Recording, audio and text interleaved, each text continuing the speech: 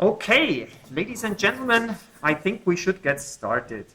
Last week we did a recap about JavaScript, TypeScript, CSS, and a little bit of Vite. We took a look at this platform to build web applications. We built Minesweeper, and you have the recording of the session from last week already online. Oops, that's too large. Angular intro, that is what we do. And the first question that I have for you is, why a framework at all? I mean, last week you saw that it's perfectly fine to implement a website, even a non-trivial game like Minesweeper, in plain vanilla JavaScript. Okay, if you want to be a little bit more fancy, let's do plain vanilla TypeScript. Why frameworks? Why are there frameworks like Angular, like React, like Svelte, like Next, and many other frameworks? Ideas? Yes. I think it's because they get elements by ID, because it's much code and it's way simpler to use a framework to simplify. Okay, you say get element by ID. You particularly dislike get element by ID, and you think it's a lot of code. Yes. I will now play the devil's advocate and say, hey, come on, that's a single line of code. What's the problem?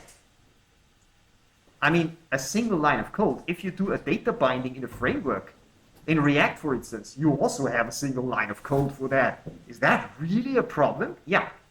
The biggest advantage with using frameworks is reusability. You can write components and reuse them. Now we are getting somewhere. Yeah, I really particularly like that. You can write components, especially visual components. With TypeScript, you can already write modules. You can write modules where you isolate certain pieces of code into modules and you can reuse them. That is true for TypeScript, but what can you do with UI components? If I want to, a visual component that has a view and some logic, and I want to combine them, and I want to reuse them in different applications or different places of my application. Again, I'm playing the devil's advocate here. Have you ever heard of web components? Web components are an HTML standard. I do not need a framework for that. I can use plain vanilla HTML and JavaScript and or TypeScript and it works like a charm. Other ideas? You have an idea? I mean, yeah, what I wanted to point out at first is that the mental load of thinking about the DOM is way lower, I think, when using a framework. Okay. So you don't have to actively think about, hey, I have to get that element and I have to edit it in JavaScript. You can just write the element in a way that basically inherently interacts with JavaScript in a nicer way, I'd say. I think you are referring a lot to things like data binding, for instance, right? I guess that's one example. Yeah, data binding, control flow, repeating things, conditionally displaying things, and things like that. Yes, I agree. Some frameworks, or let's say all frameworks, have the goal to simplify the interaction between your view logic. Some people call it a component, a controller, a view model, whatever you call it. Let's say it's called a MV, you know that, modal view, whatever. So some people call it modal view controller, modal view presenter, modal view view modal. I call it modal view whatever. I don't care what name you give it. But at the end of the day, we have some logic that drives the logic of the UI and we have a view. And I agree, these frameworks try to make it simpler to glue the view logic and the view together by offering different ways of data binding. What's that? Yes, so this is a trial fire alarm. We have to stop or pause for a second. Okay, fire drill was successful. We are all back. The last thing that you said is it makes it easier to combine the view logic with the view. What's particularly relevant here is change detection. Do you know what I mean with change detection? When you change something in your data structures in your app, then you have to change the view in many cases. And detecting when to update which parts in the view if something in your application changes is not a trivial task. And this is something that frameworks typically do much better. I would add some additional things. Frameworks also add a lot of, let's say, housekeeping features. They offer you things like routing, navigation. They offer you possibly an HTTP client. They hide the complexity of a continuous integration system like Vite or ESBuild or something like this. So frameworks simply make your life easier. You can do everything by hand in modern ECMAScript, but it's kind of hard. And a framework should make it easier for you. That's the important thing. Tell me some frameworks that you know. SvelteKit. SvelteKit. Vue. .NET. Okay, .NET, particularly for the browser. Blazor. That would be a framework similar to other frameworks that we just heard. Quarkus. I think that comes from the Java world. I'm not a Java guy. I have no idea about that, but I heard about this framework. Yes. ABP? Never heard of it. Thank you. Thank you for telling me. React? Angular? AngularJS. Oh my god, AngularJS. It's really old and please don't use it, but it's there. Yeah. It's no longer maintained. Please don't use it. Yeah, absolutely. Absolutely. Anything else? I'm missing at least one very prominent one. Vue, we already heard Vue. Next.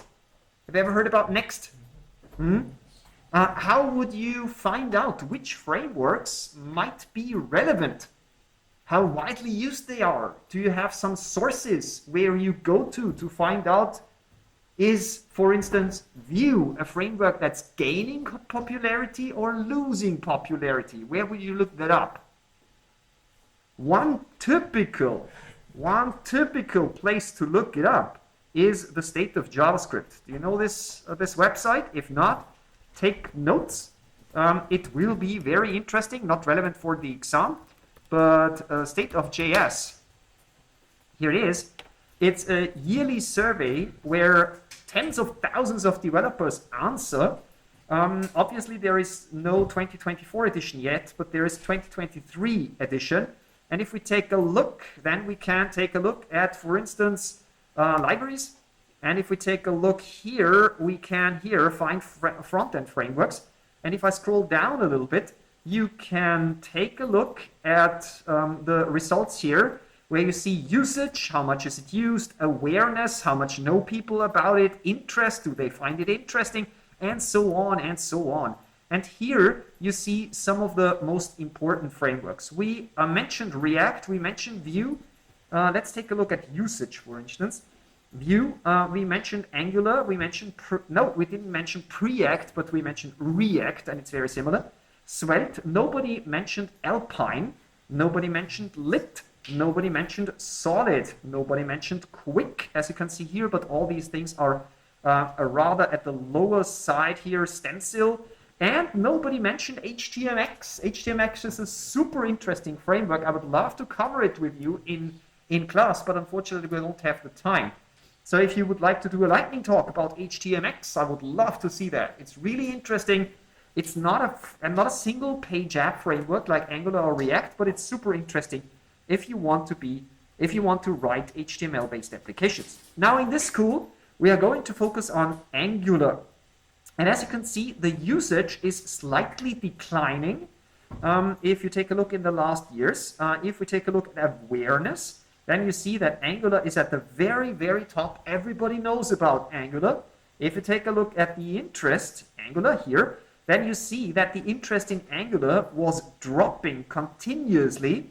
But since 2021, the interest in Angular has been raising again. People are talking about the renaissance of Angular. The Angular team did a lot of things correctly. Every framework that you have out there that exists for a certain amount of time has a big problem.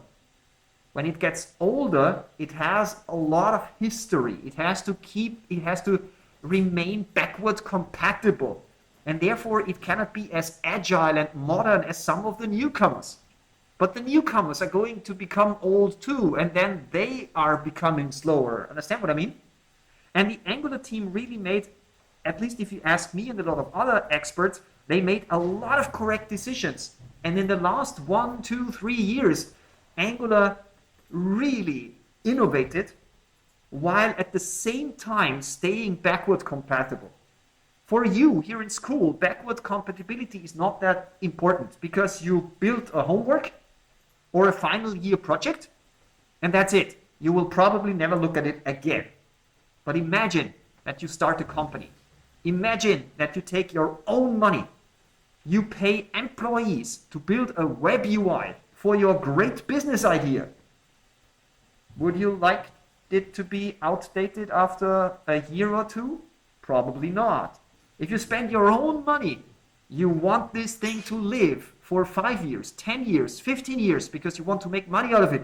So backwards compatibility is super, super important when it comes to such frameworks. And Angular has a great track record on backwards compatibility. They try to find a balance between backward compatibility and innovation. And in the last 1, 2, maybe 3 years, they really nailed it, if you ask me. So they have innovation, but they remain backward compatible. In my company, we have been doing Angular development for, I don't know, I think 15 years or so. We started with early versions of AngularJS, and we have been using Angular ever since. And we have pretty old software in our company where it doesn't make sense from a financial perspective to write it new. So that stuff is pretty old and it still runs. That is super, super important. And therefore, if you take a look at interest, please be aware that the new, modern, flashy frameworks, of course, they raise more interest. Angular is more the enterprisey, boring, long-term, stable side. And that's not a bad thing. That's absolutely not a bad thing. Okay? So take these numbers with a grain of salt and understand what the reasons behind these numbers are. Okay, that's enough about frameworks. After the break, we are going to write code. We are creating our first Angular application. We are going to take a look at the architecture of the application, and we are trying some things out. Okay, have a nice break, 5 minutes. Okay, so let's get started. Let's start with the new hour. I forgot one framework that nobody mentioned. Have you heard about the Wiz framework? Never heard about it? Maybe you have used it before. Google search, Google Photos. So it's a framework that is pretty widely used. And this Wiz framework inside of the Google organization, they reached out to the Angular framework. I mean, both come from Google, right? And the leading architects from both frameworks, they found out that both frameworks solve a lot of problems similarly, or let's say they write a lot of code for the same problem in 2 different ways. So they decided recently to at least share parts of their code base. And you have to understand that the Wiz framework is not so much about developer productivity and developer experience. The Wiz framework is all about performance. The Wiz framework is for business to consumer applications like Google Search, like Google Photos, and they want to be as fast as anyhow possible. While Angular is more about developer productivity, developer experience, business side. But still, the underlying business blocks, the underlying problems are very similar. So these 2 frameworks are starting to exchange knowledge and code. And one of the most important things that currently are developed by Wiz and Angular at the same time are so-called signals. And we are going to talk about signals today. And they are going so far that they are trying to bring signals from Angular and Wiz back into standardized JavaScript. So they are trying to bring these signals into the language so that you can use signals even without any of these frameworks. So you see major pages like Google Analytics, Google Search, Google Photos, all coming from Google. They are using Angular and Wiz, and these 2 frameworks, they are trying to work together, and they try to bring some parts of the innovation into the open source language ECMAScript. Good? Understood? Nice. So you see, what you learn here in this course and up until your final exam in 2 years is very, very relevant. You will find a lot of companies in need of skilled Angular developers. Maybe it's not the sexiest frameworks that you can read about, but it's one of the most widely used frameworks. So it's absolutely relevant. Good. Enough theory and enough talking. Let's take a look how this stuff works. Let's open up Command Shell. Please follow along. I will open up the Command Shell and I will create, let's zoom in a little bit. I will create a folder. I will call it Hello Angular. You can call it anyhow. It doesn't matter. The name is not relevant.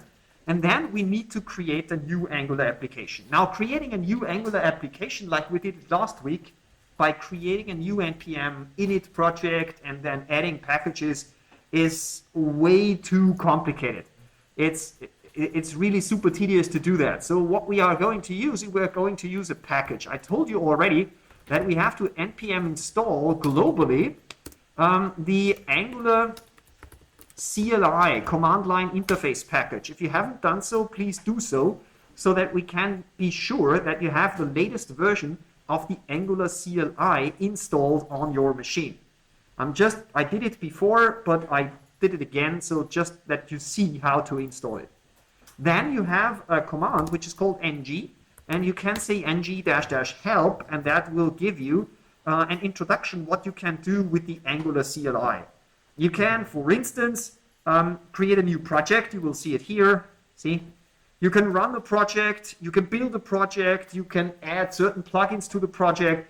The Angular CLI is, at the end of the day, a really useful CLI tool for managing your Angular project. And the first and most important command for us now is creating a new Angular app. That is ng-new. Now we have two possibilities. Please do not follow along. Wait a second, okay? We can say ng-new, and then the system will prompt us step by step by step by step through the possible settings that we want for our project. But I added to your course notes, I added a complete ng-new statement in the way that I like you to execute it when you create a new Angular app, at least for now. And I want you now to follow along, and I will describe all the settings here. ng-new. The first thing is, please select a directory, the name of the folder where you want to put your application in. I will call it Hello Angular. You can call it whatever you want. Then we want to have routing. Now, what does routing mean? It would be super helpful in our application if we could support routes like this. https myapp.com/ I don't know, user management, or https myapp.com/ products /1234, for instance, something like this. So what you see here, these are the routes, okay? And the routing system of Angular helps you set up a single page app that supports exactly such routes. And in our applications, we always use routes. So please remember to add -- routing here. Now, we are only getting started with Angular, so therefore we are currently going to add skip tests. In practice, don't do that. Automated testing is super important and it's necessary. But here, for the upcoming months, we are focusing on the very basics, and we don't want to get into testing immediately. That will come later. Okay, for now, skip tests, only here for learning. The next one, standalone, is just a modern version of Angular. Angular has its own module version. And previously, up until I think version 14, 15, 16, something like this, I don't know it from the top of my mind, you had to use Angular modules. And the last time when I taught this course, there was a shift going on away from modules towards standalone components. You probably don't know what the difference is, and you're lucky you don't need to know. I will not bore you with this topic because that would be a history lesson. For now, as of today, standalone is state of the art. So we are going to learn only the new way of implementing Angular applications. This knowledge is important for you because you will find some blog posts, Medium articles, Stack Overflow articles, maybe some suggested code from ChatGPT, and sometimes these blog posts are a little bit older, or ChatGPT doesn't know about modern developments, and it suggests you old module-style code for Angular. And keep in mind that you have to translate that into the world of standalone. You find resources if you need them. But in this course, I'm only teaching you standalone. If you need the old stuff, you have to find it out on your own, okay? Good, next one. -- strict. Can you remember from last week what I told you about strict? Strict means data type checking in a strict way. You are not allowed to make data type errors. Not ugly JavaScript, we are using strict TypeScript. We are going to write strict code because we want to have beautiful code. We are going to use style CSS, not SCSS, not Sass, not less, nothing like this. We are going to stick with the good old CSS. The next thing is view encapsulation. And here we say shadow DOM. I will describe later what this is. Just, yeah, keep it in mind. We are going to use shadow DOM. To make it, to describe it in a short way, it means we are requiring a modern browser. We are assuming that people have an up-to-date, I don't know, Chrome, Edge, Firefox, whatever you want. They are not using old, boring browsers that maybe some old banks or insurance companies have to use because of backwards compatibility stuff. We are assuming a modern browser. And a modern browser supports shadow DOM, and I will describe later what this is. Next, SSR, false. SSR stands for server-side rendering. You have to understand that these frameworks like Angular, they run on the client. They are building the HTML, they are building the DOM on the client side. But that means if the user has a pretty slow machine, think of people living in rural India having very slow phones, for instance, cheap phones, something like this, and they want to take a look at the website, Angular will not be a great experience for them. Why? Because their end user devices are very slow. SSR is a possible solution for that. SSR means that part of the rendering process, meaning generating HTML, happens on the server. The server can be pretty large and pretty powerful, do that step blazingly fast, transfer the pre-rendered HTML to the client, and the client can, again, blazingly fast display the first page. And then, behind the scenes, while the human being is reading the text and things like that, behind the scenes, the browser will download Angular, the JavaScript, and all this stuff, and suddenly the website comes into life and reacts on clicks and things like that. So the time to first impression or frame or byte or whatever these KPIs are called is getting down if you have rather slow end-user devices. We are here in an Angular fundamental course, so we are not dealing with these, let's say, very professional and a little bit complicated optimizations. Maybe next year, maybe then we have time, but currently we are not talking about server-side rendering, so please set server-side rendering to false, okay? But Angular is capable of doing server-side rendering, so you now know it. And last but not least, you can pick a project name. And again, I'm going to pick Hello Angular, but you can use another project name if you want. And that's it. This command line is part of your course material, so you do not need to remember it. When I ask you to create a homework, an Angular application for a homework, please use this template. This is the kind of Angular application, at least for the next few weeks and months, that I want you to create, okay? So press enter, and then we have to be a little bit patient. Now let's take a look at what we see here. Angular creates a bunch of files. First, we can take a look at the files that are in the in the home directory. This is the home directory. Let's call it the root directory of the application. And what you see here is a lot of files that we saw last week too. I mean, you know what readme.md is, right? You know what editor config is. I told you last week. You know what git ignore is. If you don't, please let me know. You know what tsconfig is. We talked about it last week. Angular has 3 different tsconfig files. You know what package.json is. This one is new, Angular JSON. We will have to take a look at it. Now, this is the configuration for Visual Studio Code, as you can see it here. Some things like starting the debugger and things like that. And then, last but not least, we have the entire source code of the app. The source code lives in the folder src, and there we have 3 files, which are kind of the entry point, main.ts, index.html, and styles.css.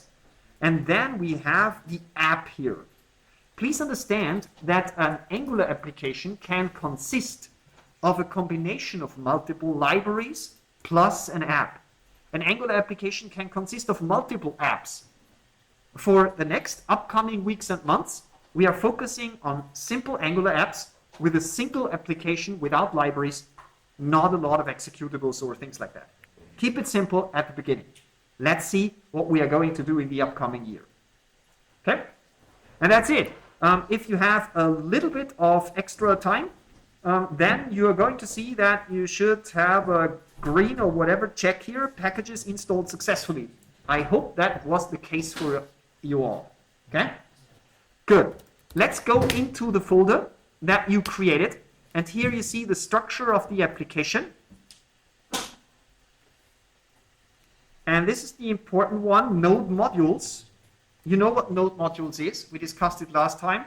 Inside of node modules, if I go into node modules and I take a look at what we have here, if I scroll up a little bit, you will see that we have a folder which is called Angular, and here the whole Angular application or the whole Angular frameworks lives. Everything else is stuff that you need. Now, node modules is pretty large. So if you create a lot of Angular applications on your computer and your precious storage space is running out, your solid state disks are too small, just remember to delete the node modules folders for an application that you want to keep, but you are not actively developing on. These node modules folders are pretty large. They're taking on a lot of space.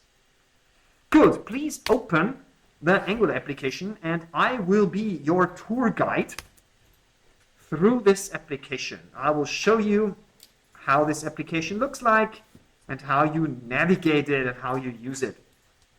Good. Well, the first thing, if we are curious, I want to get this thing up and running. Please open a shell. On a German keyboard, that's Steuerung Ö. I don't know the keyboard shortcut on other keyboards, Steuerung Ö, and you get the terminal down here. I'll make it a little bit smaller. And then you simply say npm start. npm start, you can decide whether you share usage information with Google or not. And if we wait for a few more seconds, then the Vite framework should kick in, and it should run our application on port 4200. If you want, you can open it up in a browser, and what you should see is something like this. You should see Hello Angular with a bunch of marketing material. Congratulations, you just started your first Angular application. You can keep it running, okay? Just keep it running. Don't worry about it. If you don't like having a different browser open, just a quick tip, I always see that some students don't know that. In Visual Studio Code, if you press F1 and you go to browse, you get a simple browser, and you can simply say HTTP localhost 4200, and then you have a simple browser directly here. And you can, for instance, put, I don't know, some code and the browser side by side. So if you want to keep everything in Visual Studio Code, you can easily do that. It's up to you. Do it in a different browser, do it in the same development window, whatever you want to do. It's completely up to you. Good. Did anybody face problems in installing Angular CLI, running Angular CLI, or starting up the Angular application? I see multiple hands going up, so I will come to you and help you. Okay, we solved all problems. Very nice. Let me point out one thing that multiple students did wrong.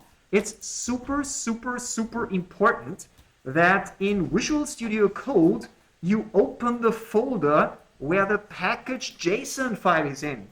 Do not open the parent folder or any other folder where in a subfolder you have the package.json. Please always open the folder with the package.json. That should be your root folder in Visual Studio Code.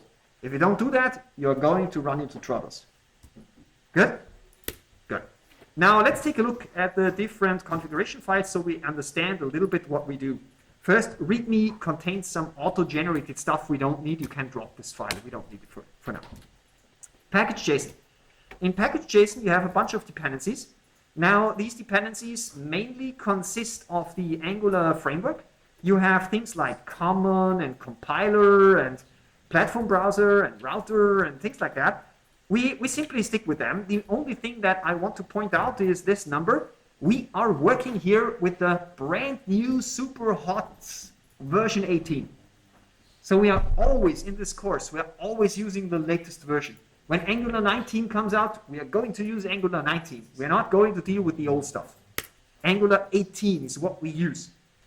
Now, there are 3 libraries that are not directly from the Angular project, but they are heavily used or influenced by the Angular project. That is Zone.js, that is RxJS, and TSLib. I don't want to talk about TSLib. It's an important library, but I don't want to talk about it. RxJS and Zone.js are super important. They are traditional partners of Angular. All the success of Angular has only been possible because of RxJS and Zone.js. They are super important libraries. But listen closely. That's an important one. Angular is on a road to getting independent of RxJS and Zone.js. I will tell you what RxJS and Zone.js is all about. But you have to keep that in mind. As of today, Angular needs RxJS and Angular needs Zone.js. But there is already a developer preview where you can opt out from Zone.js. And on the medium to long run, it's the declared goal of the Angular project to make also RxJS an optional dependency. You can choose to use it, but you don't have to use it. Now, you have to use it. Okay? We are going, just for your information, I'm going to teach you ways to write Angular applications so that Zone.js, and I will tell you later on what this is optional. That is a little bit developer preview-ish. So we are going to live on the edge, but still, I want to teach you the new stuff, not the old stuff. Okay? Now, dev dependencies is probably, again, a large part with the Angular framework. Then you have a framework which is called Jasmine. Does anybody happen to know what Jasmine is, besides an Asian T? It's a framework for unit testing. It's a unit testing framework. Maybe you have heard about Jest or Mocha or things like that. Jasmine is, let's say, a competing framework. And Angular traditionally ships parts of Jasmine because the default option for writing tests in Angular is Jasmine. However, it is supported that you opt out from Jasmine and use Jest instead. I personally like Jest more, but that's just personal preference. Does anybody happen to know what karma is? Besides good karma, bad karma, you do the same. Karma is a test runner. So if you write tests and you would like to run them in a browser, then you use karma. So again, this is something that you can use, but we are not going to focus a lot on karma. Now here you have TypeScript, and currently Angular 18 uses TypeScript 5.5.2. Please do not mess with the TypeScript version in this course. We use what Angular suggests. We could theoretically switch to other versions of TypeScript. Maybe it works, maybe not. But we are going to do what Angular suggests to us. Okay? Now, over time, in a real-world project, Angular will evolve, and you probably want to update your application. And for that, there is a statement which is called ng-update. And with ng-update, you can update the dependencies to a new version of Angular. So for instance, when you start your 2-year project and you start with Angular 18, over the course of the 2 years where you work on that project, Angular 19 might come out. Angular 20 might come out. ng update is the tool that you have to use, or that you should use, in order to upgrade Angular. You do not need to manually fiddle around with these numbers here. Use ng update. Okay? And just Google ng update and read about it so you know how the process works. Any questions? Clear? Good? Good. So we now understand what this package JSON is. Nearly. The scripts. The most important script for this course is start. That says ng serve. As you can see here, there is no reference to the Vite framework or ESBuild or Webpack or whatever. Because, and that's an important one, Angular is abstracting away the build tool that it's going to use. Understand? You do not need to manually set up Vite, or manually set up Webpack, or manually set up ESBuild. Angular will do everything for you. You can take control if you want, but trust me, you don't want to. Just take the blue pill, not the red pill, stick with Angular, and everything's fine. Okay? ng-serve is starting the development web server. This is primarily what we need. If you want to ship your application to a production web server, call npm build. That will create the whole application in the dist folder, and you can copy it to a web server, and you are good. This is development. This is production. This would be testing, but we're not going to deal with testing as of right now. Questions? Yes? Also das Bild. Yeah. Was genau? Yeah, I'll show you. I'll show you. What does build do? npm starts the web server. So it runs a development web server. You don't see any folder coming up here. It simply starts the web server, and then you have localhost 4200. Have fun with it. That's for development. That's super, super useful. Now, let's say we want to take this stuff and put it into a production web server. Then we call npm run build. And this npm run build again runs the whole compiler infrastructure, TypeScript compiler, Angular compiler, and so on.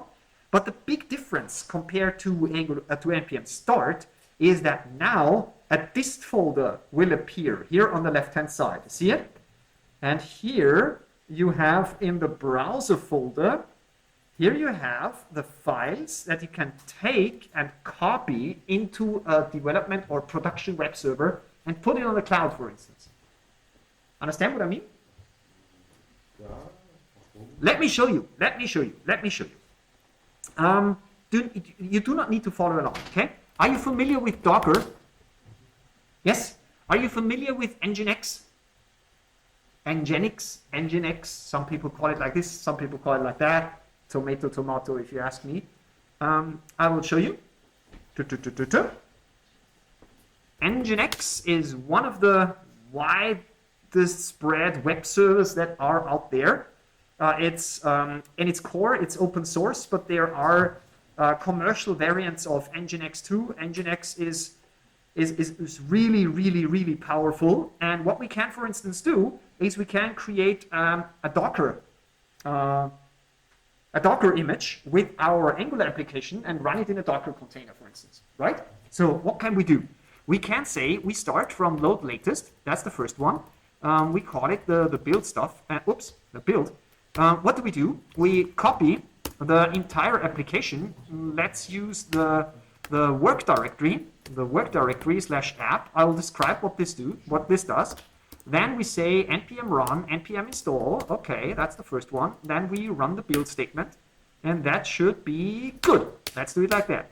Then we say from Nginx Alpine, for instance. Alpine is a Linux variant. And here we simply say copy from build, and then it should exactly. Here we take the dist / I have to look it up. Hello Angular /browser into this stuff. So let's take a look at this Docker file. Is anybody here in the room who has never seen a Docker file before? Okay, so you know at least the basics. I like that. I like that. So what we do here is a so-called multi-step Docker file. The first one, this up here, is the build step. What we are going to do is we are copying our entire application into a Docker container, and we run, this is what you were asking for, we run npm run build. This will take our code, transfer TypeScript into JavaScript, transfer Angular templates into JavaScript, and copies everything into the dist folder. Got it? Also, man verwendet wirklich ein Bild, damit man zum Beispiel ein Docker-Image. You can use it for a Docker image, but you can also copy it onto a cloud web server. You can copy it onto a Linux server, or whatever you want to do. Got it? Good. Now this is the first step, and then we need a web server. And for instance, we can take Nginx and copy what npm run build created into the folder where Nginx requires the static HTML files to be. Got it? So let's try this. Let's say Docker build, give it a name, hello Angular, and this is the folder. Good. And as you can see, this stuff is now pulling some images, as you can see. Obviously, on my development laptop that I use here in school, I do not have the Node latest installed. So please give it a second. It will use the school internet connection to pull down a bunch of megabytes from the internet. It should be done in a few seconds. If I would know a joke, I would now tell you a joke, but I don't know a lot of good dad jokes. So I will not tell you one. This is just the first time. It's simply pulling down the Docker image because I don't have the Docker image with Node.js installed. Again, please be patient for a few more moments. As you can see, 200 megabytes should be done quickly. Okay, nice. So you have learned about Docker in Pulse. Yeah, that's good. And as you can see, it took a few moments to download the Node image. And now, as you can see, I'm running npm run build, you see? Now, inside of our Docker build command, it's building the Angular application, and the Angular application will be written to the dist file.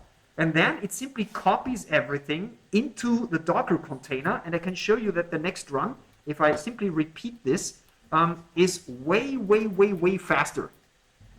So, okay, my terminal crashed. Now it's live again. If I run it for a second time, it's blazingly fast because everything is I forgot something. Everything is already cached. Okay, this is what I wanted to see. Good. Let's run this thing. Docker run.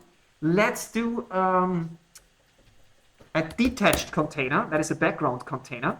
Let's use. Let's do it interactively so we see what's going on. Let's do a port mapping, which maps the port 8080 to 80, for instance. The first one is the port on my local computer. The second one is the port on the Docker container. And then we are going to say hello-Angular. And that should run our Docker, if I'm lucky. Okay, started worker process something. And then we go here, and then we say localhost 8080, and crossing fingers, hello Angular. This is our application, see? So what just happened is we took our source code. We used npm run build in order to compile everything into the dist folder. Then we used Docker to take this stuff based on Nginx, which is a web server. We added our dist folder, and that's it. And we can ship this thing to our customer, or run it in the cloud, run it in Azure, run it in Google Cloud, run it in AWS, run it in our school Kubernetes server, wherever you want. And the beauty of Nginx Alpine is that it's very small. So if we take a look here and stop this one and say Docker images hello Angular, something like this, then you see this is just 43 megabytes. That's not a lot. That's a pretty small Docker container that we need to ship containing our application. So that was a pretty long answer for a short question. Was it helpful? Ja. Yes. Eine andere Frage noch. Yep. Angular ist Full Stack oder nur Frontend? No, Angular is just frontend. Okay. Angular is just frontend. Warum gibt es einen Public Button und einen Source Button? Was ist der Unterschied bei denen? Oh yeah, that's a very good question, because there are some static files which are not compiled, but which are just copied into the dist folder. One example is the favorite icon that is shown in the browser on the left upper corner of your tab. But you might have additional static images like SVG with your company's logo and things like that. And whatever you want to be just copied into the dist folder, you put it into public. It will appear in the public folder that will be available to the internet. This is why it's called public. Okay? Public gibt es nur für Bild. Oh, it doesn't need to be an image. If you need some JSON files that you would like to publish there, it's also fine. Whatever you want. Do you want to have a font file for a special corporate identity font? Do you want to have an MPEG file for some sound effects or things like that? Feel free to put it there. It's not just for images. Whatever you have, as static resources, put it there. Good? A question answered? Yeah. Very nice. So now we already know about the dist folder, check. We know about node module, check. We know about public, check. We know about .vs Code, some settings about VS Code. Now what is the .angular folder? It's just a folder where Angular caches a bunch of stuff to make things faster. Ignore it. Simply ignore it. Don't mess with it. You can delete it if you need space on your solid state disk. It's a temporary folder like node modules. Okay? Don't care about it. Now it's getting interesting. We have the source folder. This is where our source code lives. This is where you mainly work. Editor config, we discussed it. Git ignore, we discussed it. And here we have the special file, which is called Angular.json. And this is the config file for Angular. Now, I have to admit, in this course, we will probably not find the time to mess around with Angular.json. But maybe in your 2-year project or your diploma project, your final year thesis, maybe you write some advanced Angular stuff. And I don't know, ChatGPT asks you to change some settings in Angular. Then you are going to change this file. It's just a settings file for Angular. If you scroll down, you see a bunch of folder names and things like that. You see something about Zone.js.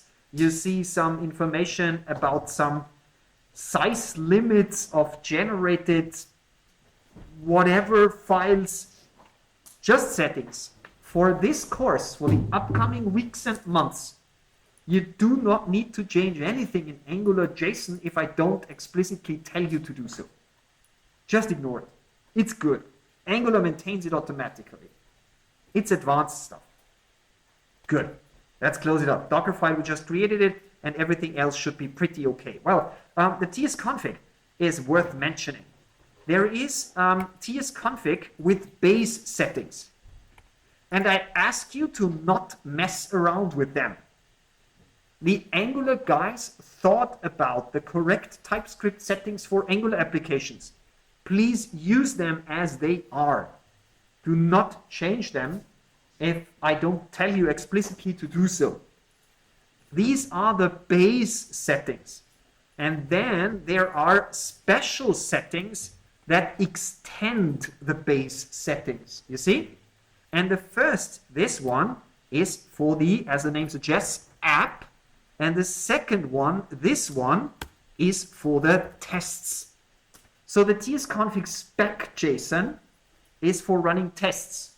The tsconfig app.json is for running the app. And the tsconfig.json is the common part which is not copied into both files, but it's just referenced through this extends clause here. Got it? So if you need to mess around with the TypeScript settings, think about whether you just want to mess around with the app settings or the test settings, or if you want to change the global settings. Are we good? Everything fine? Love it. Good.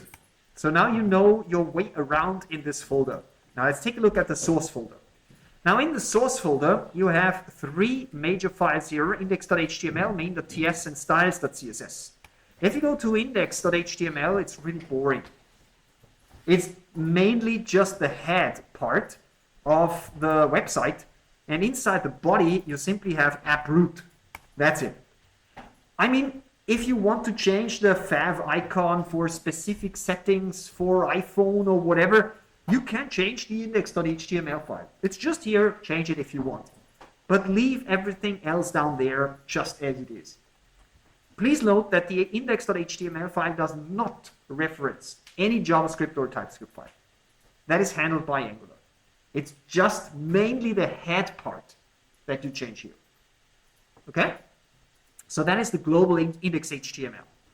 The main.ts file, in this course, probably you are not going to change anything here. It's just good as it is. It's just the entry point. The entry point for the entire application. Let's say it's the generated main method from C# or C. Just leave it as it is. It's good.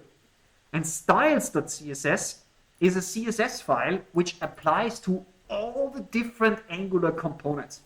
So if you set the style here, it is automatically applied to all parts of your application. Global styles. So if you, for instance, say, I want every HTML body in the font family, let's say this one, then this applies to all your settings. If you say, I want all my H1s in the color red, for instance, then this applies to every H1 tag in all components throughout your app. Global styles. Got it? There will be local styles too, of course. Okay, we have that one. Now the app itself lives in the app folder, as you can see here. And here we have three different parts. We have routes, we have config, and we have the root component. Let's get started with the root component, as you can see it here. The root component is the marketing stuff that you have seen before. And here we do something which is very important. Please start at line 1, move very much down to the end of the file, and delete everything except the router outlet. I will tell you about the router outlet in a second. And then just add a little bit of stuff. H1, hello Angular, I don't know, H2, hello again, and I don't know, paragraph with some stuff, and we are good. Just add anything. And if you now go to the, oh, I have to run it, sorry, I stopped my npm start. If you now go to your browser, localhost 4200, you should immediately see your changes. So if I go here and refresh this guy, it will tell me not 8080 but 4200. It should tell me, hello Angular, and do you see that the font is correct and the H1 is red? And the important stuff, and that is really useful, if you have multiple monitors, and I hope you have multiple monitors at home, that is super useful, just put the browser on the second monitor, and whenever you change something here, it will auto-reload here on the left-hand side. You don't need to do anything. You can connect multiple devices. So if you have, for instance, an iPad, and you have a phone, and you have a monitor, you can connect all the devices to a single development web server, and they will all refresh automatically. Okay? I mean, that's the usual stuff. Every framework is doing that. Good? Could you follow? No problems? No technical difficulties? Understood everything? Fine. Then we have a very good time management because it's now time for the break. After the break, we are going to write the first useful Angular code. Good. Welcome back after the break. Now we are going to write a little bit of more useful Angular code. And the first thing I want to show you is how to structure your Angular application. You see, you have this app component HTML. The app component HTML is the, let's say, shell around your application. So if you have a typical website, let's open up the website of our school here, for instance, then I will drag the website to my other, yeah, here it is.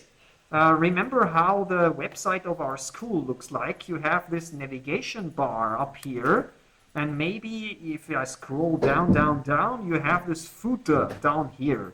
And in the middle, in this area, simply have content. And this content depends on the menu item that you choose, right? This is how websites typically work. The header, this stuff here, and the footer, this stuff here, would typically be in your Angular application here, that would be the header, and below the router outlet, that would be the footer. So this would be H1, the header, and down there we would have the footer, and this would be something like copyright by foobar, whatever. And if we take a look at the application, where is my Angular app? That was localhost 4200, and now you see the header and the footer and nothing in the middle. Here we have the router outlet, okay? And this router outlet will then be filled with the content of the site that you are currently in. Got it? So app component HTML allows you to define the header, global footer, and here in the middle, whatever comes in here. Bless you. Now we have a little bit of code here. App component TS. Now app component TS, as you can see here, it contains a bunch of code, and I don't want to describe it now. We'll go into more details in a few more minutes. There is a title here. You can simply delete it. We don't need it here. And then there is a CSS file, and now comes a very important thing. You have to remember it. The CSS file that has the same name as the HTML file is a local CSS. So whatever you write in the app component CSS will only be applied to app component HTML, not to anything else. Got it? So if I change here in app component CSS the H1 to a color green, for instance, then this does not apply to the header. It does apply to the header because I wrote it here. Of course, it applies to the header and it overrides the styled CSS. See? Got it? Okay, so sorry, I made a mistake. So H1, this overrides the global style because the H1 is here. Now, if I would remove this H1 here, and I would put it in the index.html just for demo purposes, you don't need to do that, then it is red. You see? The green is no longer applied to the H1 because it's not part of app component HTML. Clear? Local CSS. And that's so useful. Local CSS is really, really, really useful, and I highly encourage you to put as much in the local CSS files as useful, as meaningful, okay? Only really put global things, which should really apply to everything in the global style, everything else local. Are we good? Nice, very good. Now we have a header, we have a footer, and now we need to fill something into the router outlet. Good, let's do that. Please open a second shell. You can keep your npm start running. You do that with this plus icon here, and I will run a bash shell, but you can run a CMD, a PowerShell, or whatever shell you like. And then we want to create a new component. I think it was it Lucas? Your name? I remember the name. Lucas, and in the morning told us that it is a big advantage of those frameworks that we can componentize our UI. And now we are going to create our first UI component. That's npx ng generate component and then give it a name.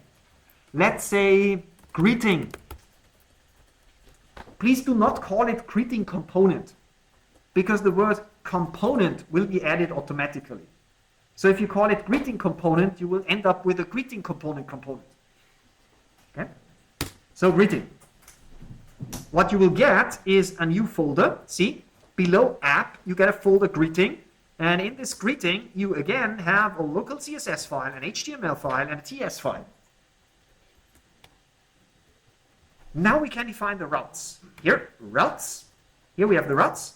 And here we can, for instance, say, hey, if a user enters the path greeting, I would like to use the component, greeting component.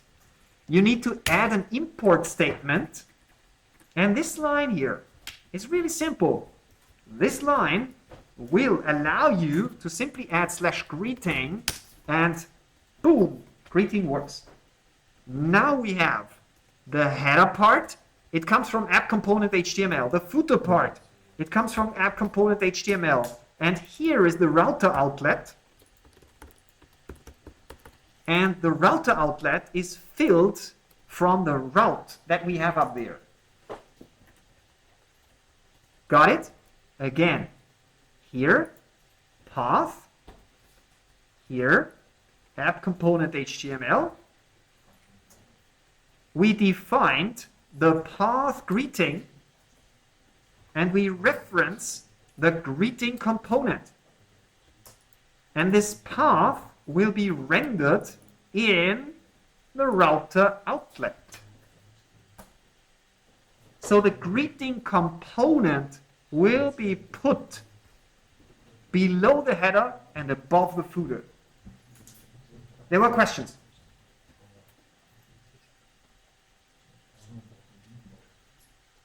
Try it. In your course material, let me quickly check. If I remember correctly, I added this ng generate component. Yes, it's part of your lecture notes, so you do not need to write it down. Try it and give me feedback whether it works. Good, we solved all problems, and just to be sure, just to practice it, let's do it again. Let's create another component, and this time I will say a goodbye component. We have a greeting component, so I will create a goodbye component. Do whatever you want. Okay, I created a goodbye component, and you see now you have multiple folders here, greeting and goodbye, and obviously in larger applications you can manage subfolders. If you want to have all the components of the user management in a certain folder, you can create folders if you want. But here we have now the goodbye component. Let's quickly think it through what we have to do. We have to change the routes. Okay? So routes go here, and what we do now is path goodbye, which will become the goodbye component. Add the import statement, and that's it. We don't need to do anything else. So if I go to the browser and if I say greeting, it works. And if I say goodbye, enter, then we have goodbye works. I think you understand the approach, right? Not very difficult. Optionally, if you want, just if you want, you can do the following. See? Path. I mean, GitHub Copilot immediately helps me how to do that. I can define if somebody else enters nothing. And I mean path match full, really nothing. Not just something starting with nothing. Then I want to redirect the user to greeting. That's purely optional. And you know what that means? If I enter no route, and if I press enter here, I will automatically be redirected to greeting. So if you want this behavior, add it. If you don't like it, leave it. Completely up to you. Got it?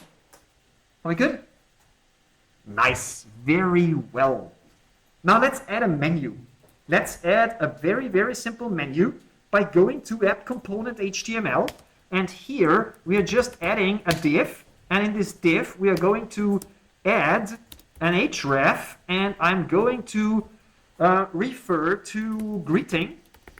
Okay, call it greeting, and I will duplicate this line, and we'll call it goodbye, and here goodbye. This is wrong. I consciously made a horrible mistake here, and I will describe to you why. So this is not a mistake from my side. I consciously want to demonstrate what the problem is here, okay? It works. If I click on greeting, we are in greeting. If I click on goodbye, we are in goodbye. I can click between these two and it works like a charm, right? Please take a look at the screen. If I open the development tools in Chrome, and if I go to network, and I think I'm good like that. Now see what's going on. Do you want to have an idea what the problem is? Yeah. Yes. I think it reloads the site. Exactly, it reloads the site, and this is exactly what I wanted to show you. If I click on greeting, boom, everything is reloaded. Why don't I see anything? Because I'm not recording. No, I am recording. I have the wrong filter here. Sorry, I have the wrong filter here. Let me show it to you again. If I click on greeting, the entire website is loaded. That's 2.1 megabytes. And if I click on goodbye, the entire website, again, is reloaded. If I click on greeting, the entire website is reloaded. And that is absolutely not what we want. That would be a traditional web application, but we want a single page app. So please, please, please remember, when you do links inside of the Angular app, replace href with router link. That is important. Router link. Okay? Now if I reload that, I have a problem, right? Oh my god. The anchor statements are no links anymore. What did we do? It works with greeting, and if I enter goodbye manually, it perfectly works. But the links are not there anymore. So router link is correct, but, and this is a very important thing here, each component must import its so-called dependencies. And if I want to use something like router link, I need to import the router module into my app component, because only if I import the module where router link was implemented, router link will work. So here, greeting, goodbye, greeting, goodbye, and take a look at the loading here. If I click on greeting, nothing is loaded. If I click on goodbye, nothing is loaded. So you were perfectly right with your diagnosis. It reloaded it, but by changing it to router link, it works. Got it? So please note, maybe you want to write it down, or maybe it's enough to have it inside of this exercise, because at the end of the day you have it in your example. But please note that if you want to do routing, use the router link. If you would do an href, that would be minus points at the exam. If you want to use the router link, make sure that the component imports the router module. Otherwise, router link doesn't work. Good? Does anybody have any problems in following along, or are we good?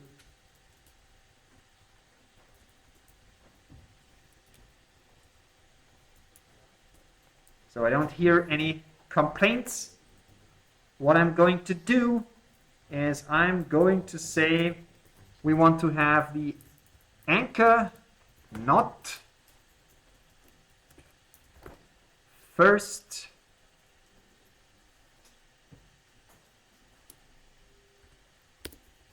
do a margin left 10 pixels so that we have these two. Doesn't work. That would be an anchor first child. I think. Yeah, no, it's good. So I just wanted to add this spacing here. This CSS simply says take the anchor. If it's not the first child, then do a margin left. And that would add exactly that here. I know we heard about Tailwind today. I could change that with Tailwind, but in this case I'm just using CSS. I hope you understand. Good. Any questions? No? Very nice.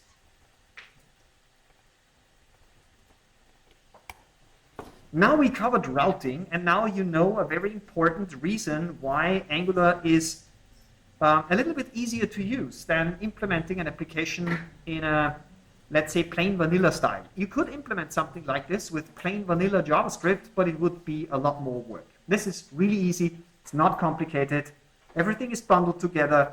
And if you take a look at the documentation of the router, you will even learn advanced topics like lazy loading of modules and components. So the JavaScript code would only be run when a user clicks the first time on the module. So things like that are covered by Angular. We don't need it at the moment. Okay? Good. Next topic. Now we want to take a closer look at some data binding stuff. That will be our next example. And for that, I would like to implement a very simple number guessing game. So we are going to write a component that generates a random number, let's say one number between 0 and 100, and then the user can enter a value. And if the user presses a button like guess or something like this, we can take the value, compare it to the random value, and give the user feedback whether his input was correct, low, or high. I guess you have implemented this kind of number guessing game in many different versions, in many different variants, in different programming languages. Am I right? Yep, good. So let's do that. Now practice it again. npx ng generate component. And let's call it number guessing component. So far, that should be routine work. npx ng generate component. Can you remember what we have to do next? Go to routes.ts, create a new route, path, call it however you want. I will call it number guessing. And of course, I'm going to use the component, and that will be the number guessing component. Last but not least, go into our poor man's menu, copy the line, number guessing, and number guessing. And now you should have an Angular application where you have 3 menu items, greeting, goodbye, and number guessing. Please try to get so far and let me know when you have any problems. Wonderful! Everybody managed to enter the necessary code to get our number guessing game. So the next thing what we are going to do is we are going to set up the HTML for our number guessing game. I will do a div on the top level. Then I will do an H2 where I say number guessing. You can design it differently if you want. I will put an input here. Type number, and that will be the, I don't want that one. That will be a number. Let's name it guess. Let's do a placeholder where you say enter your guess. That is the input. Then let's add a button, guess. Then let's give a little bit of feedback. Here we will print feedback. E.g. low, high, found, something like this. And last but not least, we will add a button, and let's call it reset. Very simple HTML. Yes, you have a question? You have a problem? I will come to you, and everybody else can now type in the HTML. It shouldn't be a big problem. Good, we solved all problems, so our website should now look like this. Okay, that's not very beautiful. As I told you, I'm not a designer. Well, H2 is not a good idea because it's a little bit too large and this reset looks really ugly, but okay. Let's leave it like that. You can design it in a better way. No, I simply can't stand it. So what I'm going to do is I'm going to add a CSS to the footer where I say margin top with a 20 pixel. That is now a little bit nicer. So the copyright will be here. Let's do border top with a 1 pixel solid black. And that looks like this. Let's do a padding top of 3 pixels, something like this. Okay, it's a little bit better. And I will also do a div here where I say margin bottom with 20 pixels and border bottom with a 1 pixel solid black. Let's see if it is somewhat okay. Last thing is a padding bottom. Okay, now this is okay. It's not beautiful, but at least I see the structure. Everything on top of this line is in the app component HTML. Everything below this line is in the app component HTML. And now we visually see that the content of our number guessing component is here in the router link. It's not necessary that you type in the CSS code. I just want to make it clear in a visual way what we are talking about. Okay? Good. Now I can live with that.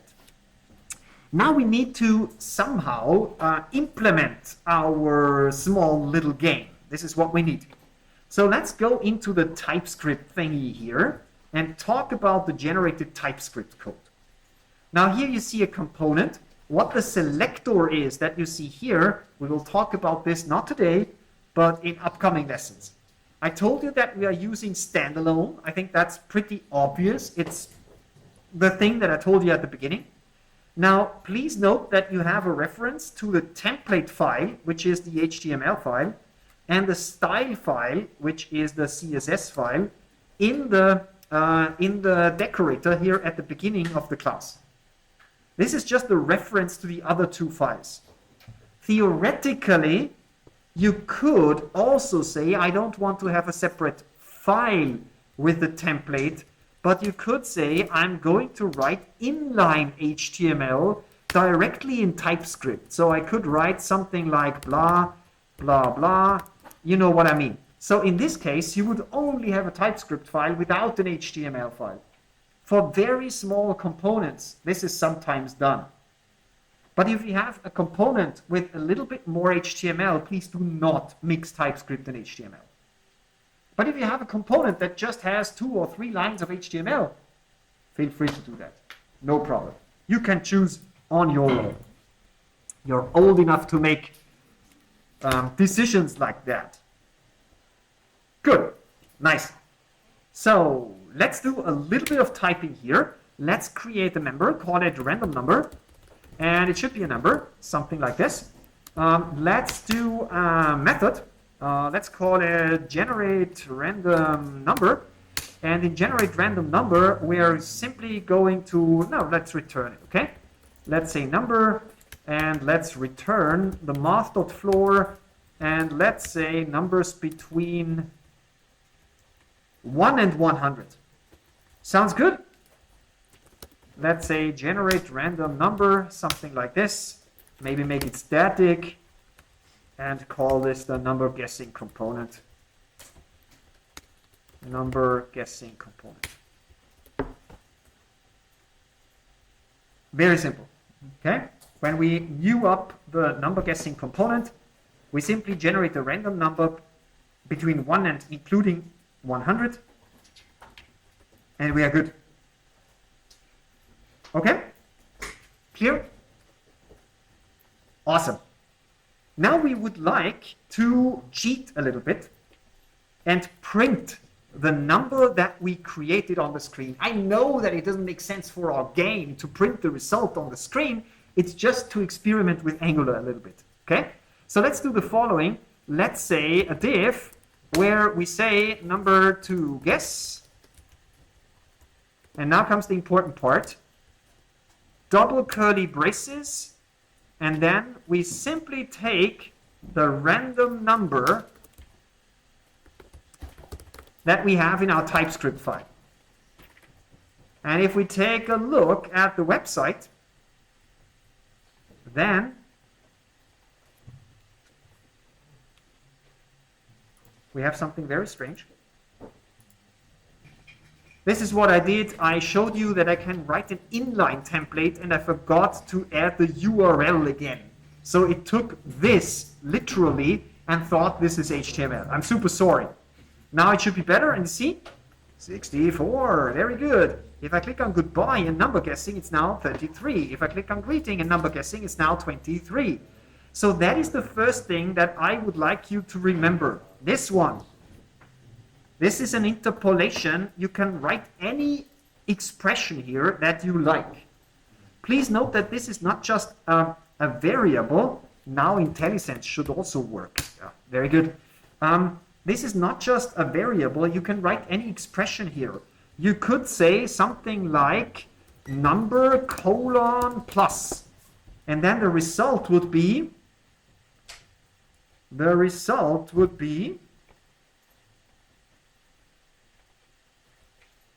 no, I'm so stupid.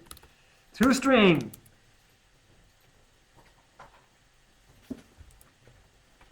Something is wrong here. So as you can see, just restarting the Angular compiler, the watcher behind the scenes solved the problem. I didn't do anything wrong. You got it? So you can add any expression here. Well, not any expression in TypeScript, but most of the things that you can do in TypeScript, you can add it here, and it simply works. Please remember the double curly braces. Good? Good.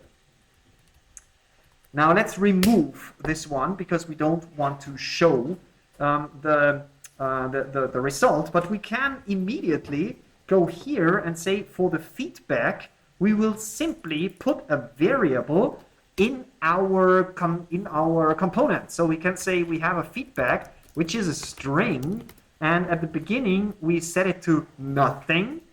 And here in my HTML, I can simply here use the double curly braces and add the feedback here. So to give it a try, I will just write something here, and it should now be visible in the feedback. See? If I go back, if I remove this guy, if I go here, feedback is gone. Got it? Typical application of interpolation with the two curly braces. Please remember that. You are going to need that. Good. That's all. Nice. No question about that. Let's do, yeah, we have a question. No, I have an error. You have an error. Let me help you. Okay, that was an easy one. The next thing that I would like to show you is how can we add events. Very simple. Let's add a method on guess, something like this. This method on guess will simply log something into the event log. And I'm going to say, here I am. Nothing special. Let's discover all the features step by step. And if I go here and say button click event equals to on guess and call this method, I'm done. It's as easy as that. You simply use a so-called banana binding. Banana because of these two braces.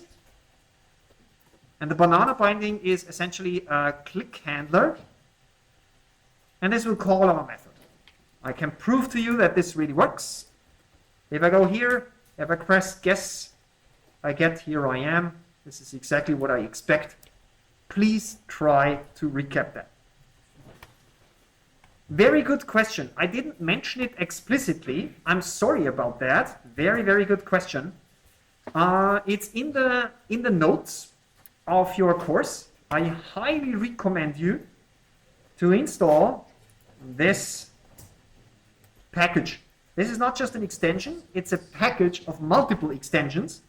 If you scroll down, you see a list of all the extensions which are inside, which are covered there. Give me a second. Is that the correct one? It's not the Angular snippets. Give me a second. Maybe I told you something wrong.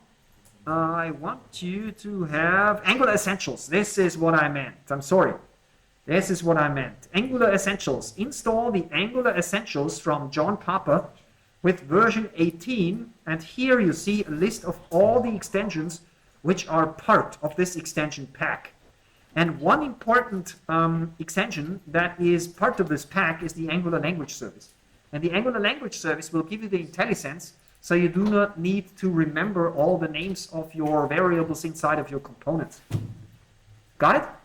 I think that was your question, right? Good. Angular Essentials. It's in your course notes. You do not need to write it down. It's already written down for you. Thank you for pointing that out, and please excuse that I forgot it.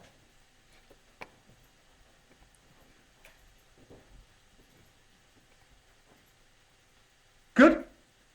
Good. Now, last but not least, so that we can implement our game, is we need to somehow do a data binding for our input. This is a one-way data binding. If the user clicks in the view one way, we call TypeScript. But for this input, we need a two-way data binding. If the user enters something, we need to write it into TypeScript. And if, for whatever reason, we reset this from TypeScript, we also want to update the view. It's a two-way data binding what we need. And here, we are going to do the following. We are going to use a so-called banana in a box binding. Banana, another banana, put it in a box. And in the middle, we are going to write ng modal. What this is, I'll show you in a second. And here, we simply say user guess, for instance. This is, it's really called like that. Even in the documentation, everybody in Angular talks about the banana in the box binding. So if somebody in Angular tells you use a banana in a box binding, he or she means two-way binding. Square bracket, round bracket, that's it.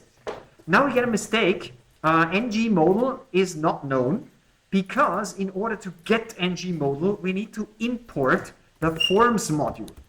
The forms module allows us to use features like ng modal. Please remember that. Router module for router link and forms module when you implement forms. Not that complicated.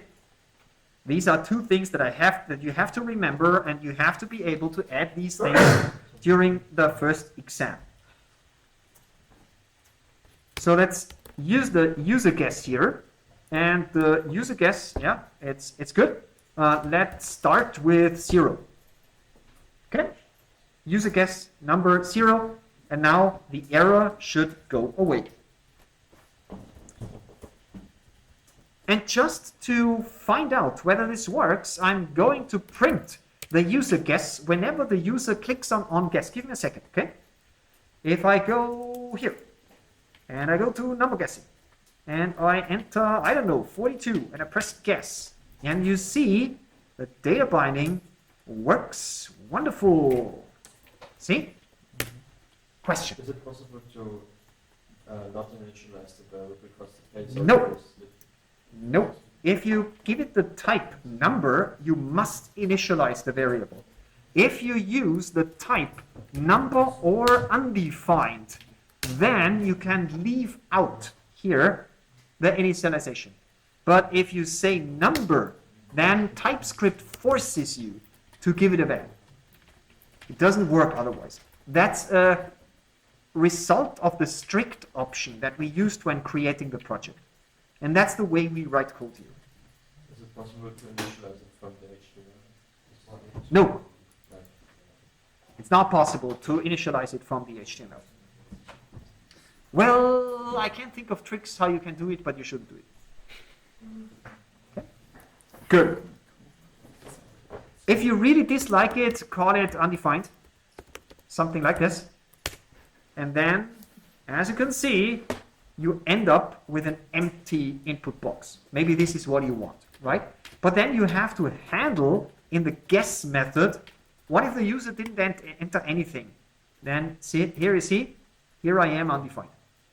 You have to write code in order to handle that. But we can't do it like that. If you prefer it, I'm perfectly fine with that. Good.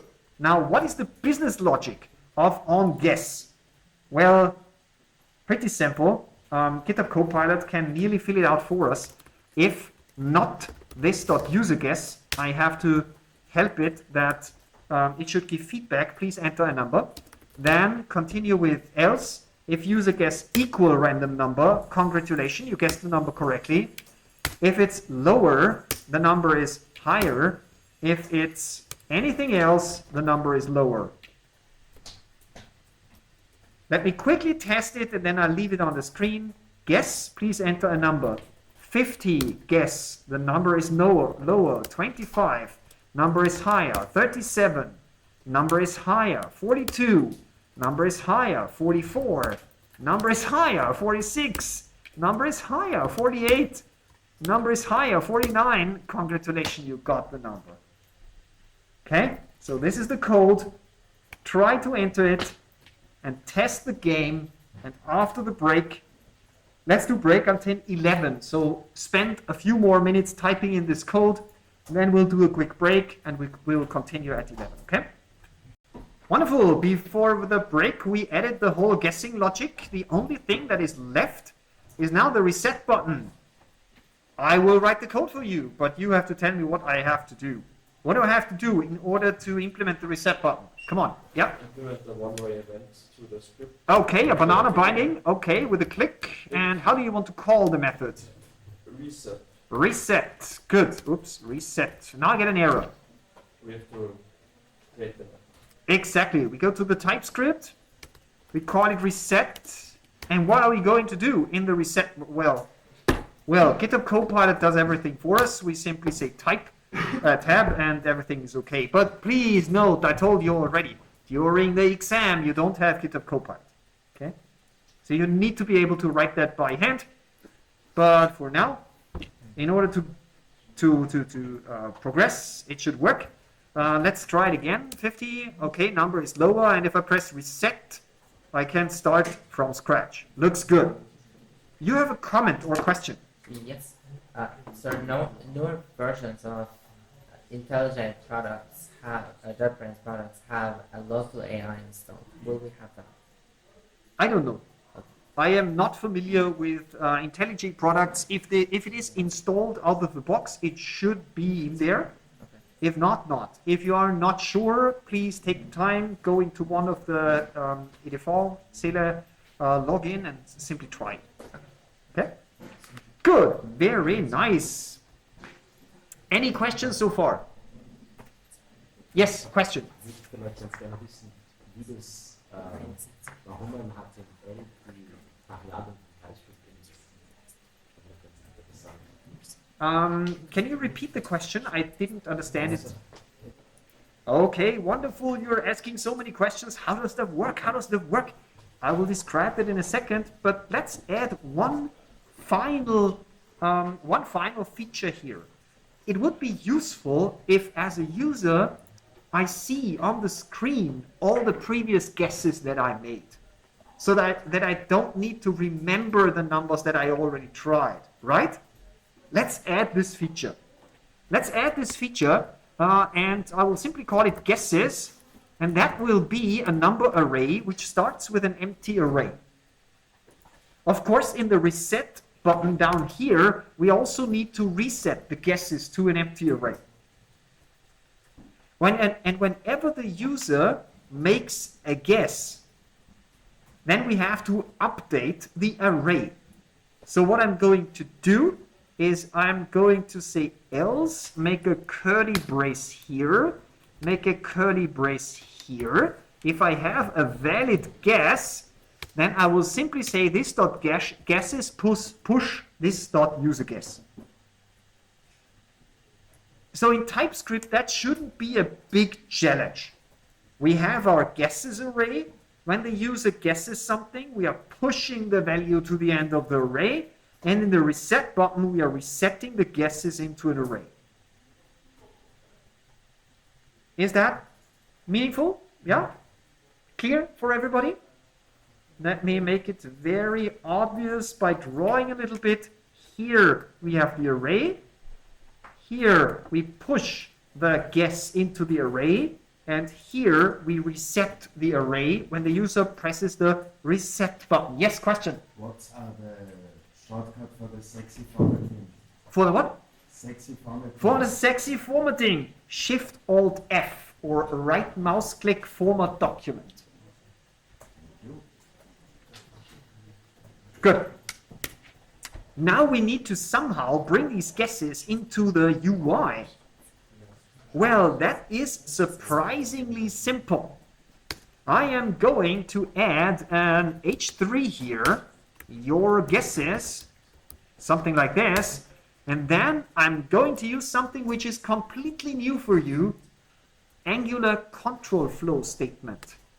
At for G of guesses, semicolon, track $index, curly braces, let's add a UL statement before, let's add an li statement here, print the guess, and close the UL element here.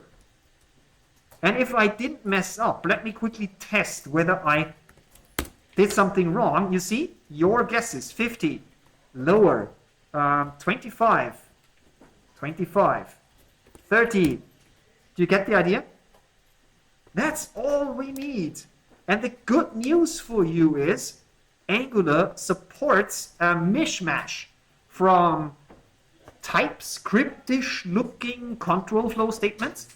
You have things like for, if, switch, all these things. And you can easily access all the content in your TypeScript file. So we can simply write a for-off loop, very similar to TypeScript.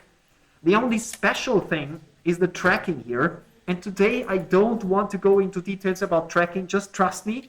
In this case, this makes sense. Track $index, we'll talk about tracking in upcoming lessons. For now, just accept that. That is not the same as in TypeScript. And then we simply generate all the different values. Works like a charm, doesn't it? Okay, now I have a quick quiz for you. I give you 5 minutes to come up with your own solution, just to make sure that you really understood it. I want you to add behind every number here in this list an indication whether the real number was higher than this value or lower than this value. So I want you to write 50 higher. Then the user knows, okay, I have to go above 50 because the number is high. Get the idea?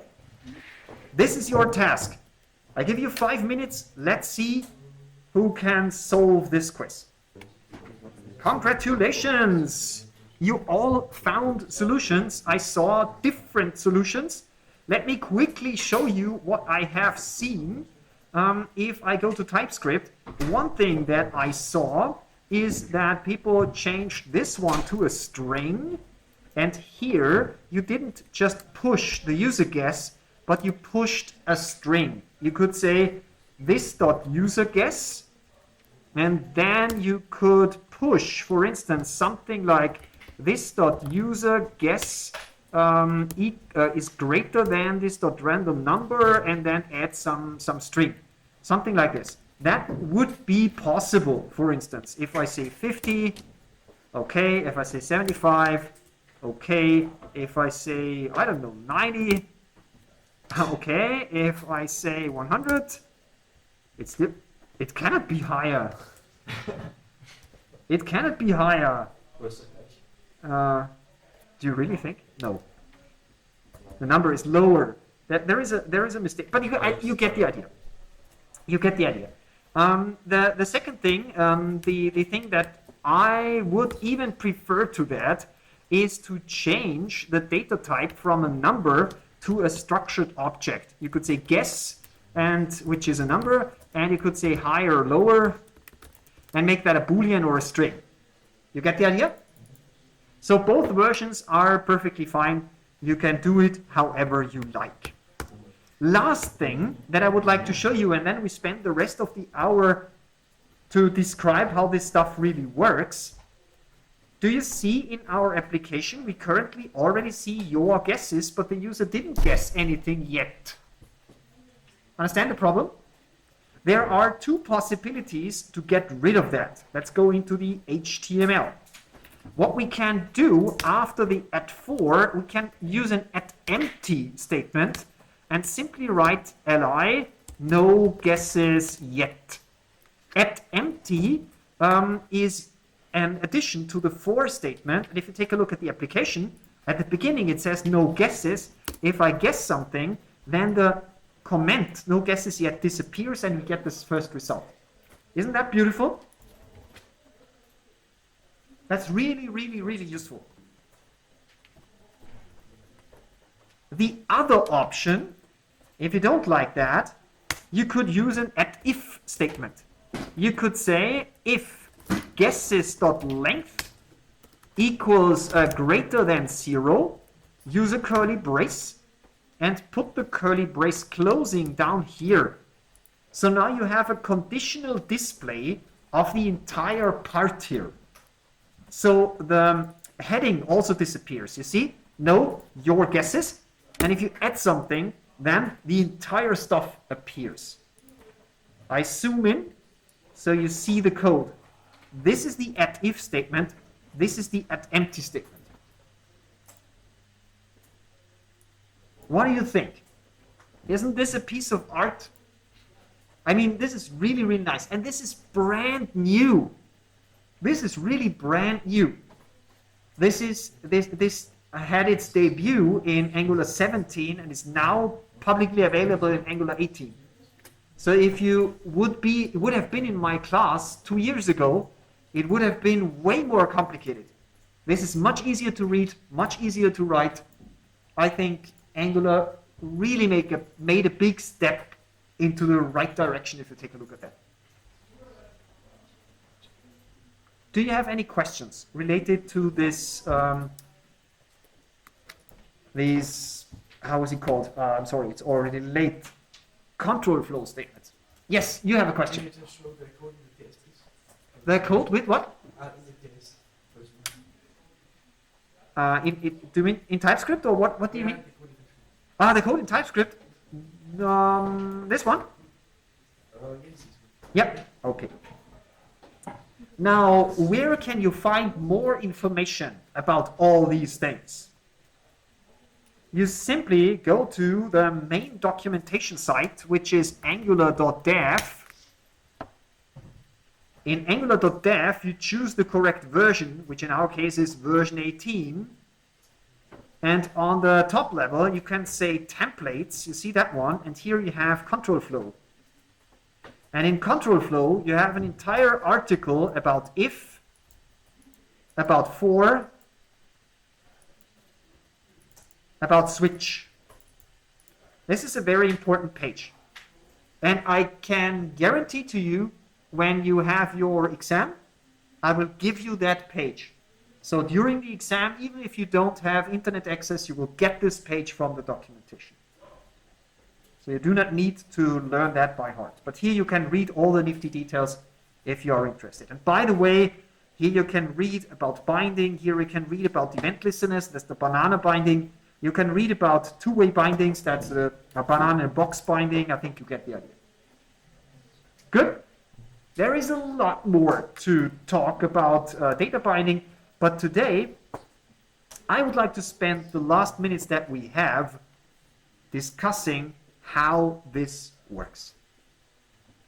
If you take a look at this HTML, then in this HTML, we have very strange things. We have this banana in a box binding. We have this @if. We have these double curly braces. And you correctly asked the question, how?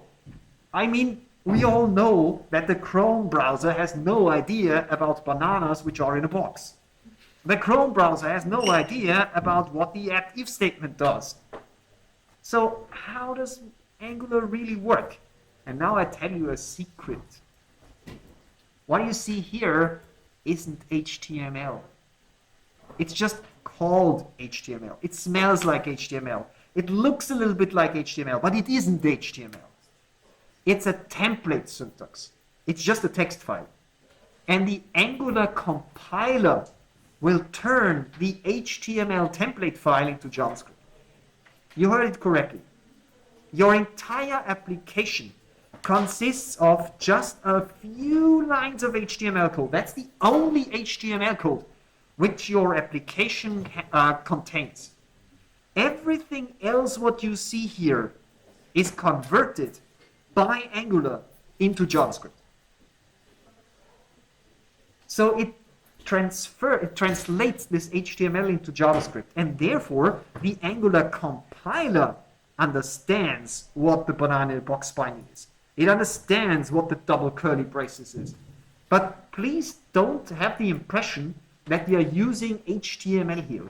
You are writing a domain-specific template language defined by the Angular team that is compiled to JavaScript at compile time.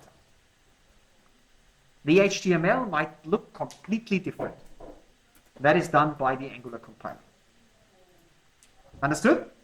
And that is the answer to your question. That is how they do it.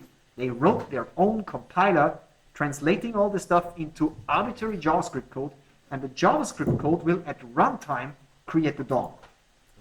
Now, we can easily spot that by doing a little bit of debugging here. Please take a look at my screen. You do not need to follow along. You can try that later on. If I take a look at my guesses here, these are the number of guesses, and I reset everything. Now, please take a look that we have here the button with the guess, and here we have the button with the reset. See? And in the middle, I will use a different color, we have a strange thing which says comment container. See that? But this is not what we wrote in HTML. We wrote button guess, then we have a feedback. Do you see the paragraph somewhere? Yeah, here's the paragraph. Here, feedback. But then we have a huge piece of code. Do you see it here in HTML? No, it's not there. And if I scroll down, we have the reset button. The reset button is available. But this stuff is simply not present. It's not there. And there is no need to have it in HTML because there is an if clause in front of it. So the Angular compiler generated JavaScript code which adds the necessary HTML only when needed. So if we type in the first guess, something like this, and if I press guess, suddenly here the H3 with the UL and the LI appears. And this was done by the generated JavaScript code from the HTML template. Good? We call this a kind of declarative language.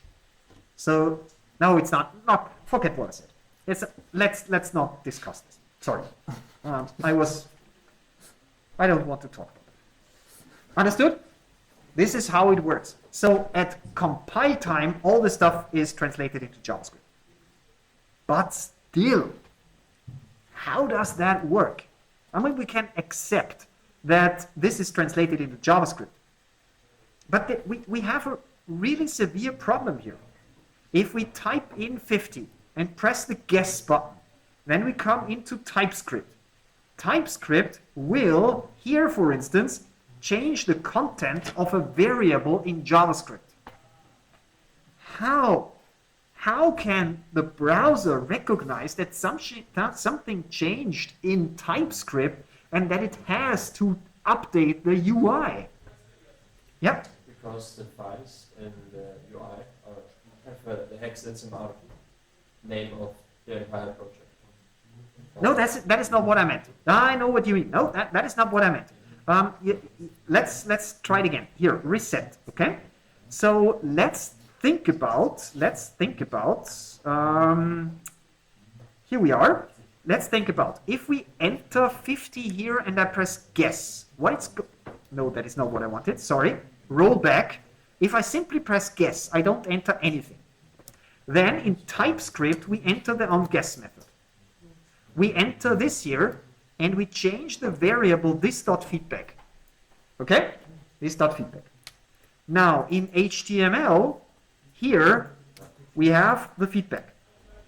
So here, in the P, where is the P? Here's the P. Currently, we have nothing.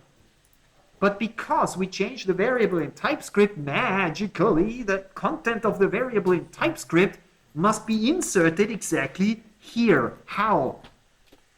How can Angular understand that something changed in TypeScript and that it has to update the UI? What it could do, it could continuously monitor your variables.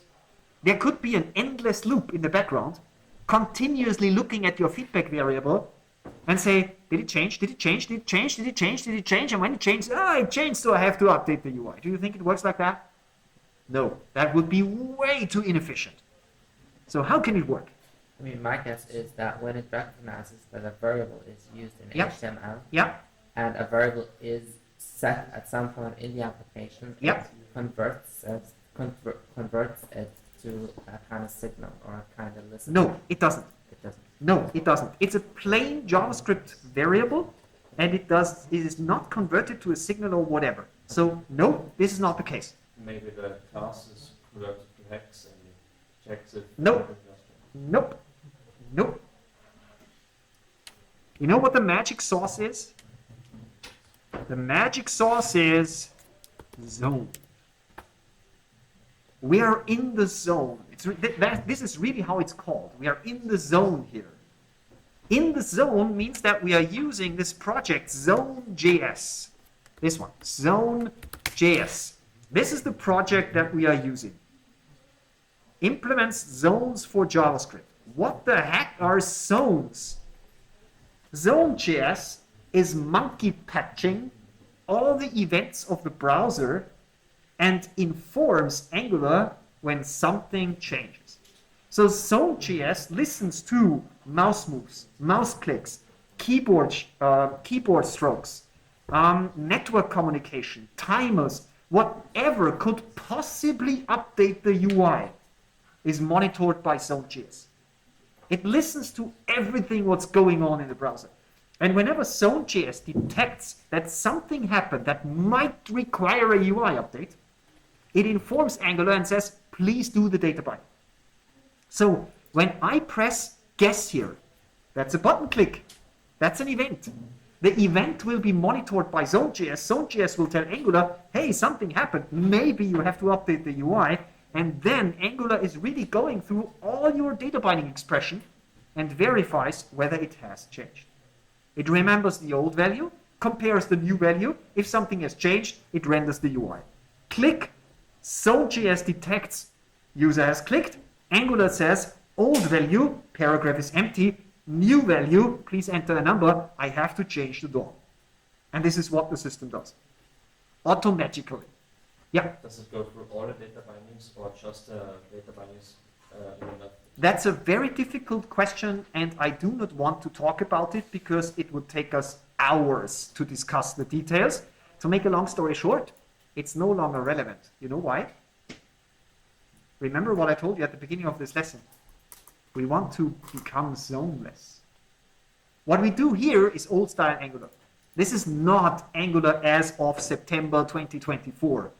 We now, I gave you, Matrix? This is the blue pill that I just gave you.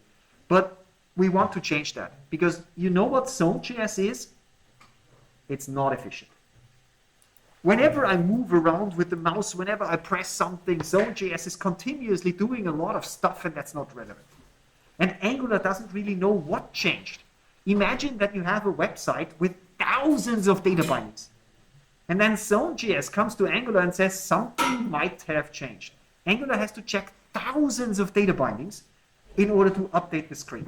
It does a lot of magic to be fast, but it can't only be so fast. So what we want to have is we want to convert our TypeScript variables, this one, into variables which can explicitly talk to Angular and say, I have changed. so that Angular always knows which variable has changed. So it always knows which data bindings it has to update. If of these 1,000 data bindings, only one is related to feedback, then Angular should only update one, and not all of them. And this is where next time we are going to take a look at signals.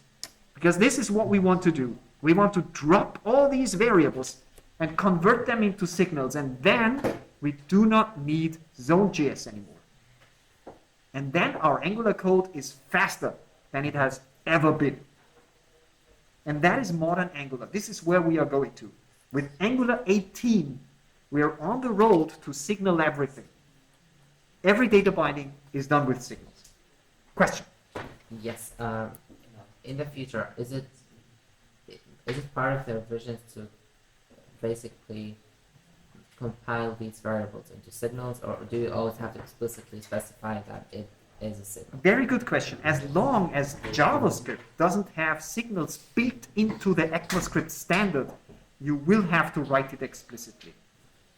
Does that have technical reasons, or it's just for... No, the TypeScript compiler can't do the magic for you, because No, I meant the Angular compiler. the Angular compiler doesn't care about your TypeScript. Oh, And signals are part of the TypeScript file, not of the HTML file. okay. The Angular compiler just calls TypeScript and says convert this to JavaScript. Okay, not Does Yeah. Did this answer your question? yes. Very nice. So this is what we are going to do next time. Okay, let's talk about the homework, and then we are going to close today's lesson, because this is what I wanted you to show.